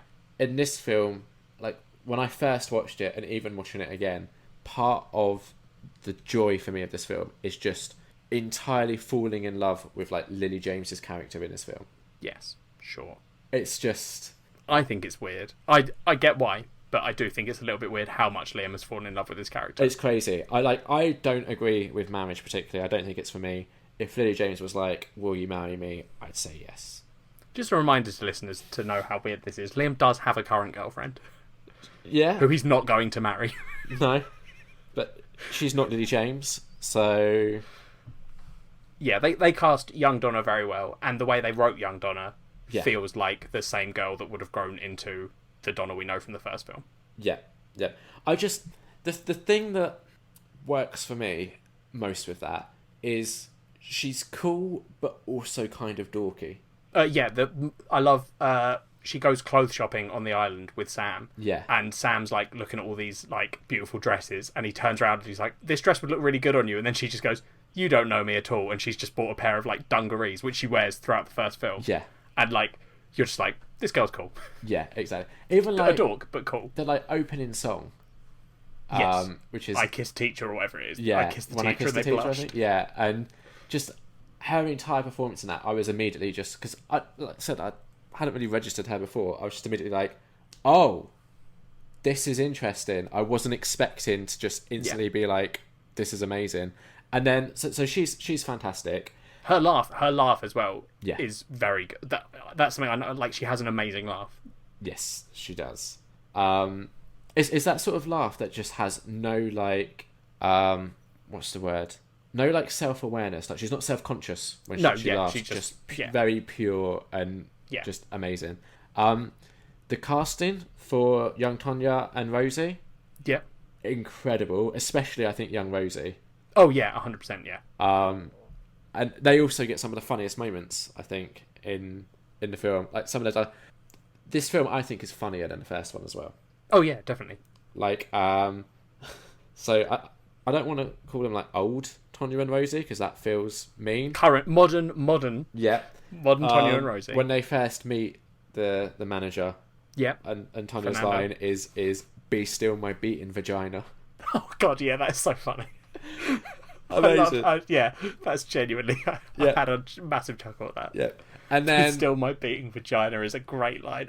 And when he's flirting with them and telling them these he's like, "Oh, you have." Yes. He says to Rosie, "You have the bravery of a mountain lion, and and the around whatever it is, the sexual energy of a puma." Yeah. And then Tonya's like, "A puma's known for being sexual," and Rosie's like, "No, shush." And then he does the same thing for Tonya, where he's like, something like, your fountain will spring or whatever, and then Rosie turns to her and is like, "Do fountains bloom?" or whatever it is. I think, hang on, it's okay, I found the quote. So he says, "You have the courage of a lion, the passion of a panther, and the wisdom of a flamingo." Oh, that's it. And it's, "Are flamingos wise?" And Rosie goes, "Let the man speak." Yeah. Just that, and also the young versions, when young Rosie is talking about how she deals with heartbreak, and she's basically she just wants to eat cake. Yeah. And how that joke just sort of builds up through that scene is perfection. It's good. Yeah. So that's the young women. Then you have each of the young men, and what I think was probably the hardest job for this film, but that they just did flawlessly, was have it believable that in the space of about a week or two, young Donna could believably be smitten with each of these three characters. Yeah. Without and it's something that's mentioned briefly in the first one, but without really being slutty about it. Yeah. Because there's the line towards the end of the first one, which is like, you could have slept with 100 men, and I... Yeah, and then everyone... And then she's like, it's all very beautiful, and then Donna's like, I didn't sleep with 100 men. Yeah, yeah. And I just think that they could have so easily just, like, misstepped there, and it could have just come across as a little, like, uncomfortable, a little, like... But it doesn't... all three of the characters believably, like, seduce her, but not even in a seducing way. Like just charm her, basically. They fall in love with her, and she falls in love with them for however brief them... Like, especially for the young Harry. Yeah. That's the hardest one to pull off, because they have that moment over dinner and one night. Yeah. Like, Bill she's with for part of a day where she's travelling back and forwards. Sam she's with for a week. Well, Bill as well, then he comes back. Yeah, exactly. Yeah. Young Harry is literally just this one night, and he's the one that I fell in love with, because he does the most adorably dorkish but works move, where he says, can you carry your bag? They're walking together down this like beautiful park in Paris, and then he's like, can you put your bag on your other shoulder? She's like, yeah, sure. And he's like, well, you see, if you do that, then your hand is very casually next to mine, and then I can accidentally brush your hand, which will lead to me holding your hand in a completely natural way. Yeah. And I was just like, that's so good. And then her response is just, you could just ask. Yeah. Yeah. I also love how the song Waterloo is incorporated between those two, and how, like, they use the same lyrics, but they just change, like, the enunciation almost. Yeah. Like, so it's like the way that they use, like, whoa, whoa, whoa, when he's, like, coming onto her and she's trying to... He's going too fast. Yeah. So they're whoa, whoa, whoaing. It's just so well done. Yeah, it is. It's so good. Yeah, I loved all of the characters. Young and old versions. Yeah, 100%.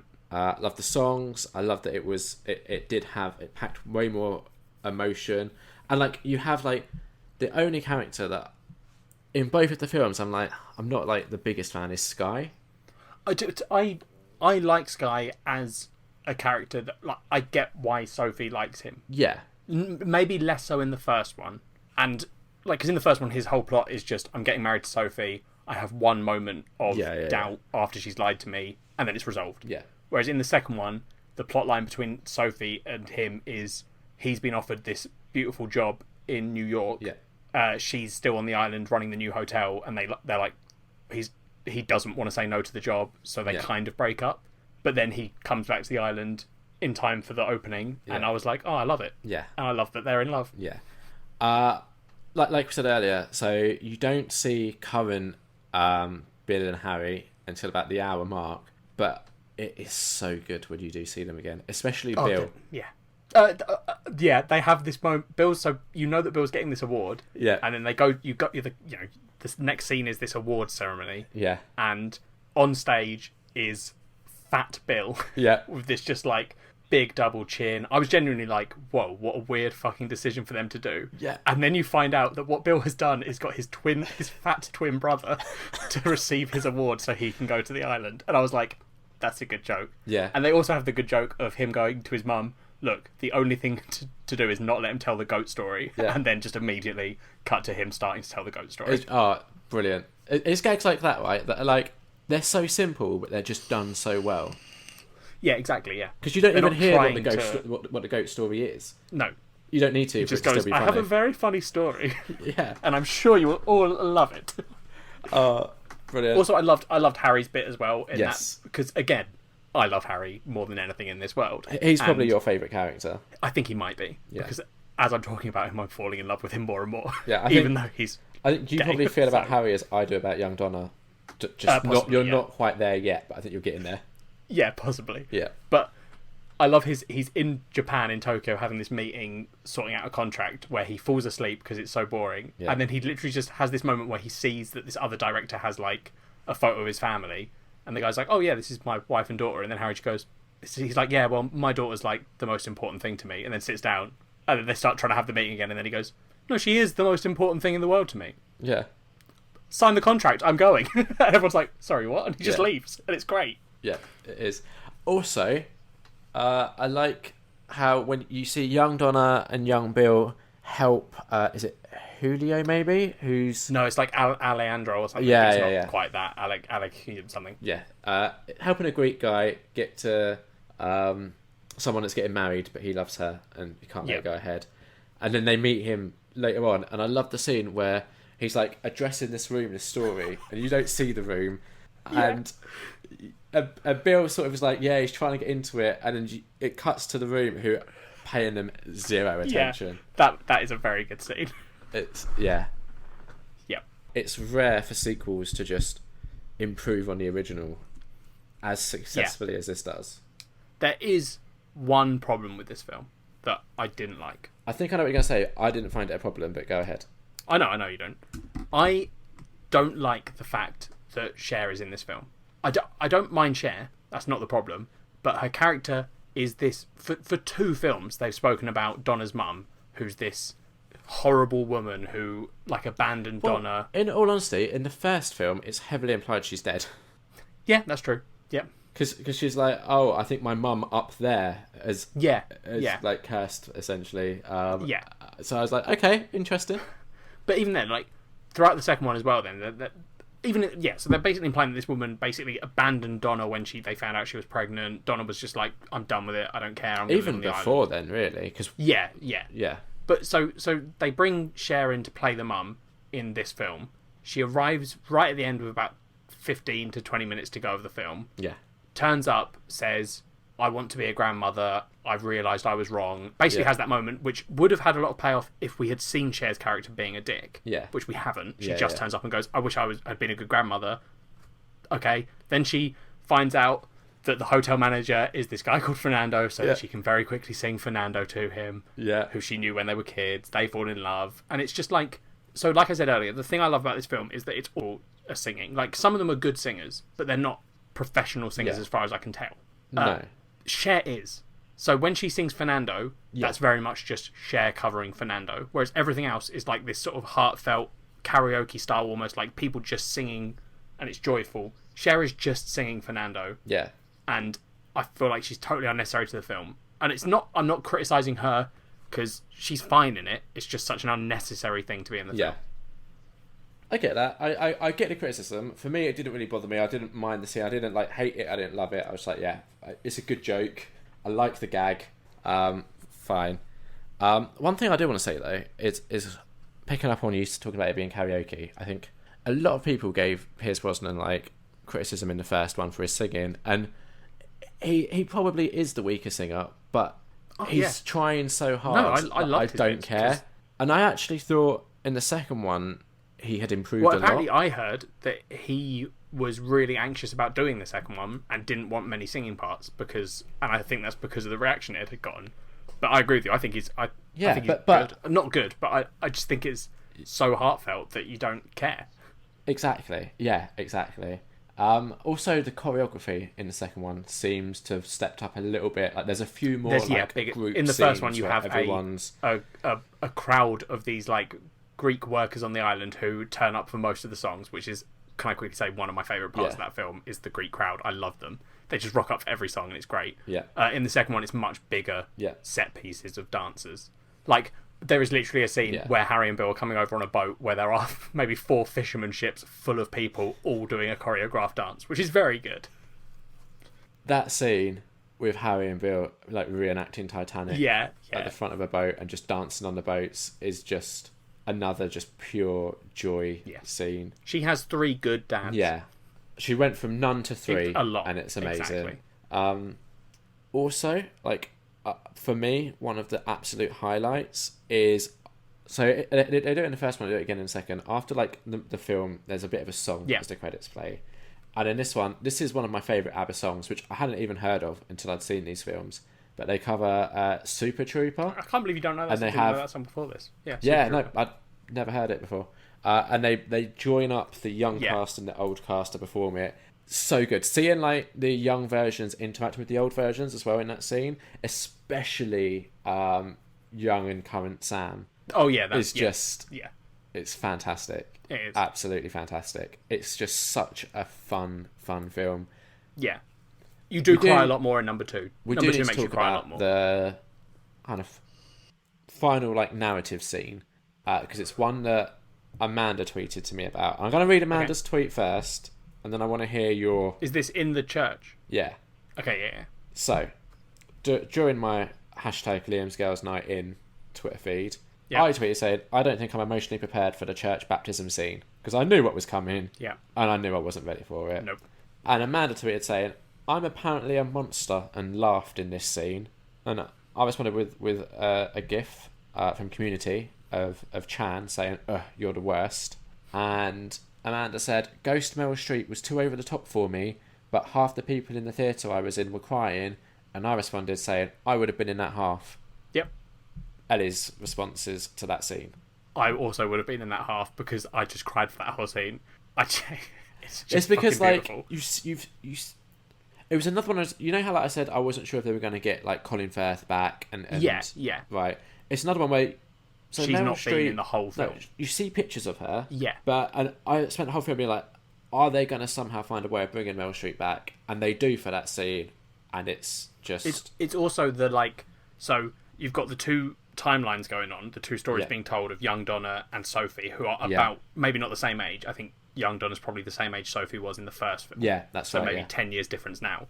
But you have these two stories going along, and that moment in the church unites both stories because you have the one story where young Donna walks into the church holding Sophie to get her baptised, and then in the current timeline you have Sophie bringing her daughter in to be baptised, and then you have like a scene where young Donna walks up to the baptismal bowl thing, looks at her reflection becomes the current Donna, who is now dead, then it zooms out and you're back to Sophie, and then they have like a beautiful moment where they just sing, and like I legitimately just cry because it's very beautiful and I was very emotionally unprepared for it. Yes. Yeah. Picture me, right? Yep. 2 bottles of wine in, covered in sweets. Not even that. Picture me in the summer of 2018. Yep. Sat in a cinema. With you just crying. There were lots of like, you could tell there were lots of like mums and daughters there. Yeah. Like, just the way they were, you could tell. They would have been crying. Just me there trying to like hold it in. You should have just joined in and hugged one of the other groups. You should have just gone up to a mother and daughter and been like, it's just so beautiful. It honestly is though. That's the thing. It's a genuinely, I thought, a beautiful scene of like, it's just so good. It is over the top. Yeah, but that's fine. The whole thing is, right? Yeah, it's a musical set in a Greek island singing ABBA. Like, part of the joy of it is how over the top it is, although it has made me want to go to Greece. Yeah, I've always wanted to travel anyway. I'll go to Greece with you. Yeah. Because it'd be fun. But I didn't finish this film and go, God, I want to visit Karakoke, or whatever it's called. It's not called Karakoke. I don't necessarily specifically want to visit there. I just want to go to Greece. It's made me be like, yeah, I want to go there. I do want to go, and this is a thing. I don't know if you know about this, Liam. There is a restaurant that is Mamma Mia themed, and what they do is every night you go there, you order your meal, and then around you is happening not the story of Mamma Mia, but a story set around the Mamma Mia sort of thing. Right. And I want to go and experience that because I imagine that would be very fun. Where but I do think I will find out. It was on The One Show, which is our American listeners, an English TV show that usually has garbage on it. But yeah, I want to go there, Liam. I am worried if we went, it would be me and you on a girls' night, along with a lot of other people on girls' nights. That's fine. We should invite Kat as well because she'd hate it. She wouldn't go. I can tell you for a fact. We should trick Kat into going. She would leave. She honestly would leave. So let me read out the rest of the email, right? Oh yeah, sorry, yeah. Kat sent in feedback. So on the 10 seconds she watched. Well, bear in mind this is my birthday special, but She said, also, wondering if I should be concerned about your Mamma Mia Twitter escapades. I told my mum about them, and her response was, he's a funny one, isn't he? Yes, mum. That's a way of putting it, I suppose. P.S. ABBA are the worst, and I lasted about 5 seconds when Liam tried to make me watch Mamma Mia before. I believe the words I said were, nope, I'm out, as I left the room. And this is the thing, right? And Amanda's tweeted being a bit sniffy about Mamma Mia 2 as well. I don't get how people can dislike this film, because it's so pure. So, I guess if you genuinely hated ABBA, I could see you not liking this film. Like, I dislike ABBA. Just get over yourself, though. Well, no, I'm trying to give people reasons, Liam. Calm down. Just get over yourselves. Also, this is very much a you thing, where like if you like something, you can't understand why anyone else would ever hate it. That is 100% true. Yeah. There are people that don't like musicals. No, there are things where I'm like, I kind of get it why someone wouldn't like this thing, even though I do.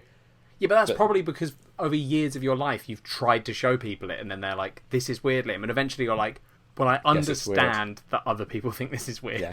Although I have noticed, like, one of my personal favourite things is when I genuinely fall in love with something that, like, I think people who sort of know me in passing would never in a million years think that's something that I would love. Yeah, do you think people at work would be surprised to hear that you were a massive Mamma Mia fan? Yeah, and High School Musical fan. Exactly. Yeah. But for some reason, it just amuses me that is a thing.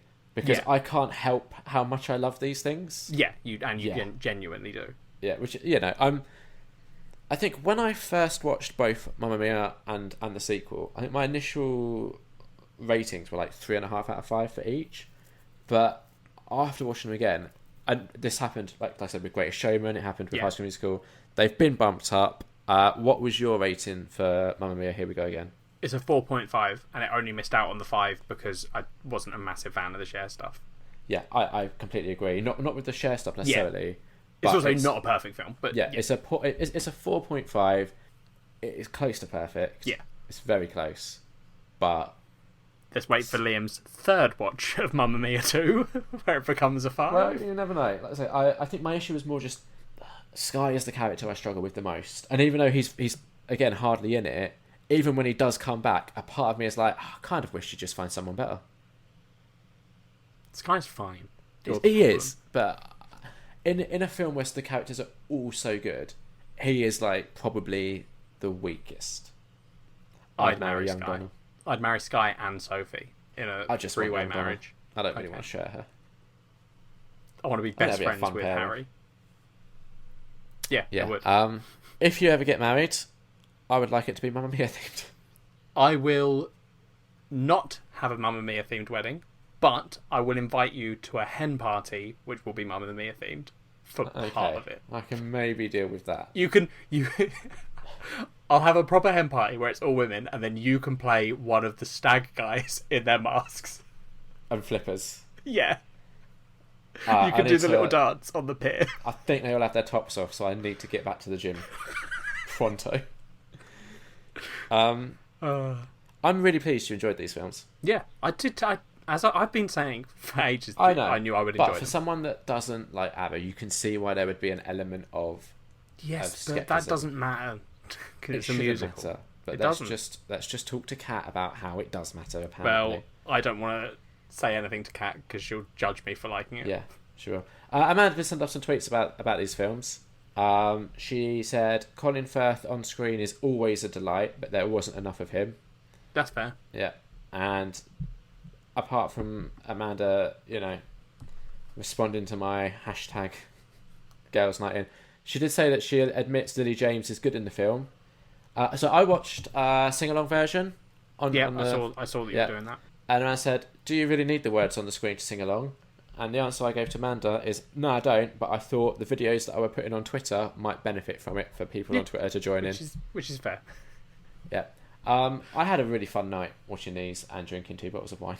It did look like you had a fun night. I'd be up.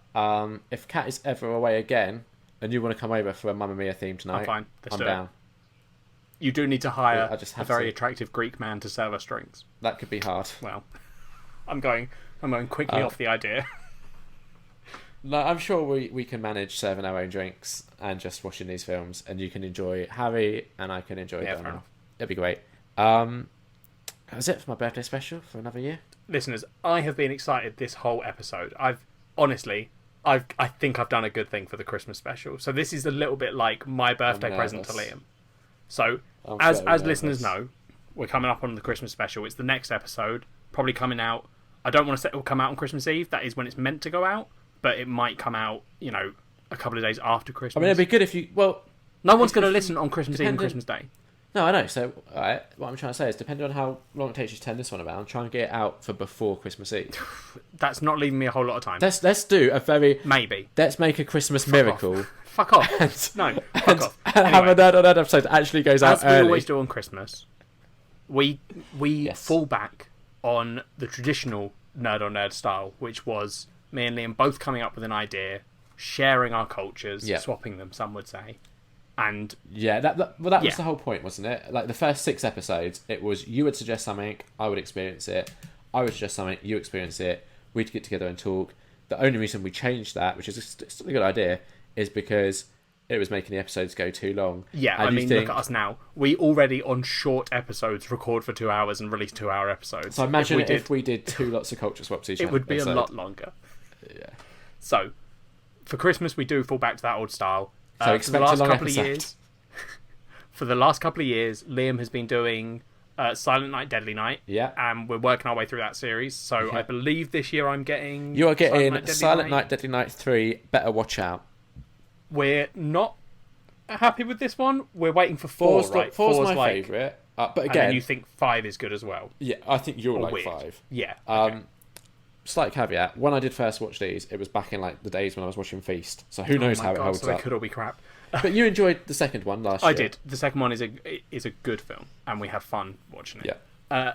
I, on the other hand, have not had a running theme. It's hard to get It's supposed to be Christmas movies that I haven't seen that I maybe should have. So we did The Grinch, Who Stole Christmas last year. Yeah, exactly. We've done Elf, I believe. Yeah. The Santa Claus. I did the trilogy and ruined everything. Liam did a trilogy, and I only told him to do one film. And that episode was very long. I hated him for it. Maybe it's sort of like a punishment I've been doing all these years. Liam, for your birthday, I was like, fuck, I've got to get something good for Liam here. I've got to get something he's going to enjoy. So I have done a Nerd on Nerd first. Okay. I'm coming to the table with 3 choices. Okay. And you get to pick which of these gifts I'm going to give you. Oh, jeez. Now, Liam. Yeah. They are 3 books. I know, books are traditionally long. These ones are not. They are ranging from 28 pages to, I believe, the longest one is 35 pages. Okay. We're not talking about long books. No. So they'll be very quick to read. They're all on Kindle in the UK, so you can get hold of these. Right. I'm going to read you the titles of the 3 books you get to choose from. Okay. And then you get to decide which one we're going to do. Okay. Book 1. Santa Has a Huge Package by Kay Michaels. By who, sorry? By Kay Michaels. Kay Michaels. Yeah. Do you want me to give you a little bit of the plot summary for that one? Not only me, but obviously the listeners need that. Carrie was suffering the worst holiday season of her life. Catching her husband with his secretary, all she wanted was to throw him out. But she had to think about her children. She couldn't ruin their Christmas, so it would have to wait. She would have to sit at home while William pretended to work. But at least she had her fantasies, one of which included Jolly Saint Nick. That's book 1. Okay. So choice 1, Santa Has a Huge Package. Choice 2, this one. I don't really know how you're meant to read this title, but I'll try. Okay. Daddy Santa Gets a Hoe. Okay. Who's that by? Izzy Slam. Who? Izzy Slam. I think a lot of these people are using fake names. Yep, okay, I think so, yeah. This one says, since the man of the house is working 2 jobs to earn Christmas money, I figure it's time for me to do the same. And what better job to take than as Santa's helper? So, that's a little taster of Daddy Santa Gets a Hoe. Right, yeah. The third one, I have done these in order of how funny I think their names are. Okay, so go. Get ready for this. Miss Claus Goes Sledding. Flick lodges his tongue. In brackets, holiday erotica with sultry Miss Claus, book 1. Book 1. And this one's a series. How many in the series? I don't know. Because this could be Nerd on Nerd content for years to come. This one says, Miss Claus is heading to the slopes this evening at the notorious North Pole Club, where fun is recommended and sex is guaranteed. She's preened and prepped and looks hot in her velvet jumpsuit. Everyone in her path cannot fail to notice her beautiful looks and her impressive cleavage. Wow. So those are your choices, Liam. Who writes that one? Oh, sorry. That's by Sable Ray. Okay.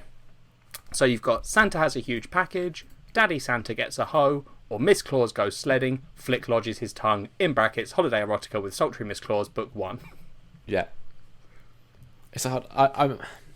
Right, let me talk you through how I'm currently feeling about this. I'm nervous to start a book series when we have 2 other amazing options on the table. That's true. Because a book series, like what we're doing with Saturday Night, that could become a yearly tradition. I mean, it's me. It probably won't. No. I would want it to be, but it probably won't. Well, wait till you read it first, because it might be shit. I have a feeling all of these will be. Sorry, just... There is more to these summaries. I only read the first paragraph. I did just glance at the last paragraph of Miss Claus Goes Sledding. Yeah. The last paragraph in the description is, Flick, a self-proclaimed tongue master, is heavily into oral sex, much to Miss Claus's delight. Orgies and exhibitionism is all the rage inside the lodge, making it one of Miss Claus's most memorable nights ever. Just to, okay. Don't want to sway your vote, but... I feel like you want me to pick the last one. I maybe do, but it's your birthday gift.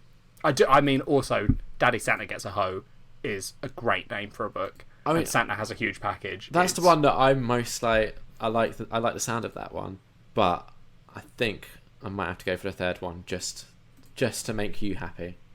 Thanks, Liam. It's going to be a good Christmas. That's sort of my Christmas gift to you. We will be reading Miss Claus Goes Sledding. So are you going to read this as well? Tongue. Oh, yeah. Yeah. Cool. Yeah, we do this. We both do. No, yeah, exactly.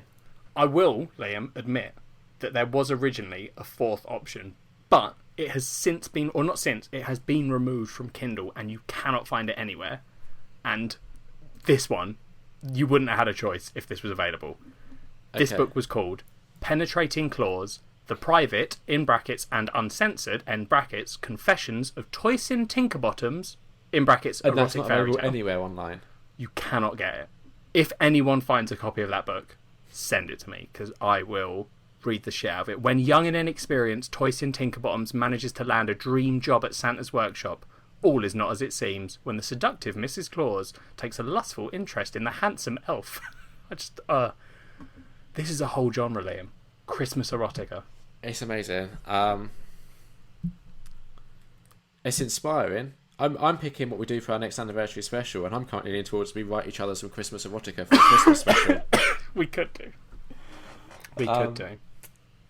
I'm going to need you to send me the title of the one that I've chosen, so I can, or just a link to it on Amazon. Yeah, I'll send you the link. My only regret is that we don't have a huge listenership, because could you imagine how hilarious it would be if this just only saw a spike in sales? It has no reviews on Amazon. Well, we'll have to change that with just links to our episode discussing it. Sorry, just very quickly. There is a similar book section on Amazon that says similar books, and then the book it's saying it's similar to is Miss Claus Goes Sledding, Flick Lodges His Tongue, Holiday Erotica with Sultry Miss Claus, Book 1, which is the one that I'm currently looking at. So it is similar to itself. Okay, well that's good. How many pages is this one that I've chosen? You did pick the longest one, 35 pages. Okay. So it's going to be a tough read. It's going to be a big read. Yeah. I'll do my best. Oh, you'll also enjoy the pictures on the front. They're very good. Fantastic. Do we know if they were written by male or female? I think possibly all three look like they were written by women. Okay. That doesn't necessarily mean they were. Yeah, pen names and whatnot. Yeah. Yeah. Sable Ray's love. This is Sable Ray, the person that wrote ours. Her love for humour and the holidays has inspired most of the series she has written. Holy shit, there are so many books she has written, and all of them? No, a lot of them are Christmas related, and the others are just titled things like June, July, February. Wow. The thing is, right, what makes me nervous about doing this is... Holy shit. You know, I got really into mumblecore, and I was like, I want to make a mumblecore film. And then I read some, of that Bizarro fiction. I was like, I've got some ideas for... I have always, in the back of my mind, been like, I would love to write some erotica. And I feel like this might be the inspiration I've been waiting for. I really hope this does inspire you to do that. Because that would be hilarious. Part of our first anniversary special where we wrote erotic fan fiction was me channeling that. So it's going to be interesting. Could be interesting. It could be. It's going to be good, Liam. It's going to be good. How much is it on Kindle? £2.99 for 35 pages. Okay, let's hope it's good. It's about 8p a page. Okay, we'll find out.